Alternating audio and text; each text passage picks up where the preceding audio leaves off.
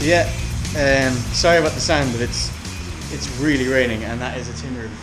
So anyway, so we've gotten to about 3-4 coats of lacquer, or varnish, sorry, and it actually turned out really nice. This one's a bit better because I actually sanded this with a smoother grit, and this is a little bit more rough because I didn't use the smoother grit on it. So it's a fairly big difference. So if you are going to varnish, definitely work from like a really low P6, like something like P60, up to like P400, P400, 500, something like that. This is the same. So this is the bottom board of the cushion.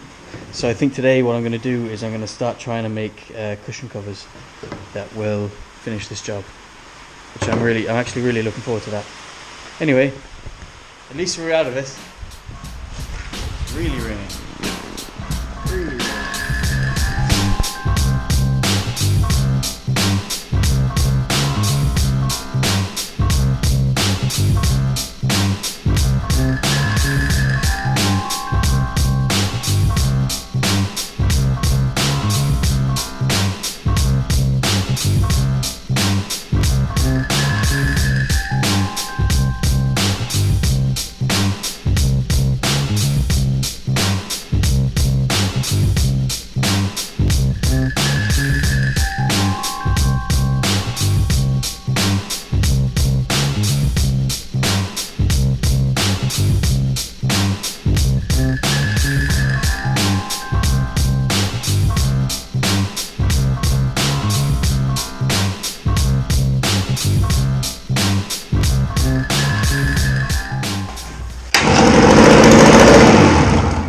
Nearly lost my finger there.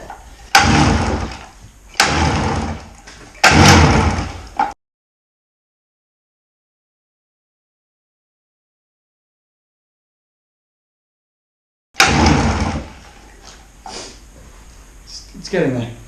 So I'll get it running because I don't know how long this is going to take, and then we'll come back. She's running! Oh, she was running. There's fuel leaking somewhere.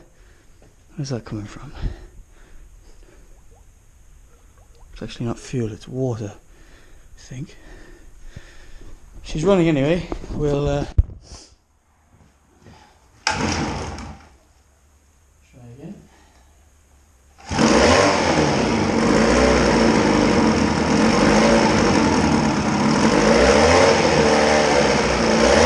I was changing the idle speed wrong. I don't know what I was changing, but there's a little grub screw up here. I don't know if you can see it, but this one here, I think that's the idle speed. I'm gonna tighten it and see what happens anyway. See if this little moves out a bit more than it is, and then that should be. She should idle then, because it's not idling because it's not running high enough. So I've taken this little guy off because I couldn't get anything on there, so I'm just going to have to kind of adjust it.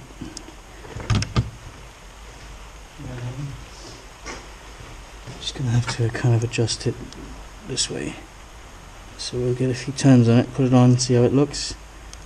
I think that's working. So like it's a plastic U-bend, and then the screw between it makes, so if you tighten it, the distance between this bit and this bit gets bigger, which pushes this section this way,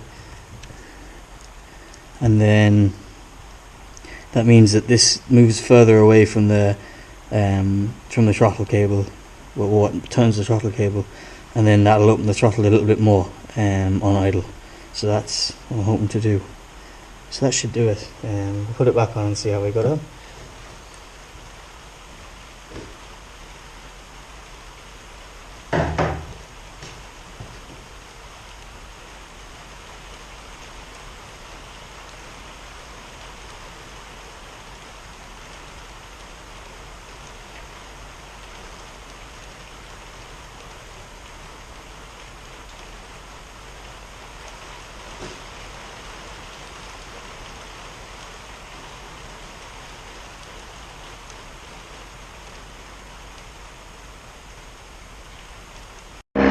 Yeah, that's it. Starting a little bit high, so I'll probably bring it down again, but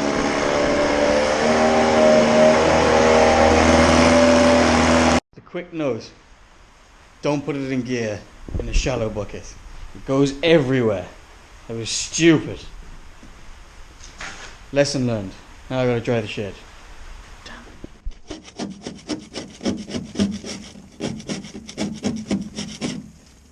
So what I'm doing here is, so all the old anti-fouling it has to be taken off every year because it builds up with scum and shite. And then what you do is when you take it out of the water, you jet wash it, scrape off the old stuff, and then recoat it with a new anti-fouling. But I don't know was this done properly because it's got a coat of what looks like fresh anti-fouling paint, but like it's just coming off really easily. So I'm using a paint scraper, nice solid paint scraper, and I'm just taking off all the old stuff. Then I'm back down to this smooth layer here. I'm probably going to sand that back a bit, probably to the next layer after that. Then I'm going to clean it, key it, and then coat it with another. Give it a good anti-fouling then as well. It's starting to come. This stuff is starting to show through as well. It's on a lot better, but it's still not really very good. So I'm gonna do this because it's a huge job. The whole boat has the whole underside under the waterline has to be done. Like it's not a particularly very big boat, but it's still big enough that it's a big job. So I'm gonna do it in stages. I'm gonna do it like I'm gonna do a few hours every few weeks, just scraping. Otherwise, you just go mad. So that's what I'm gonna do for now. I'm just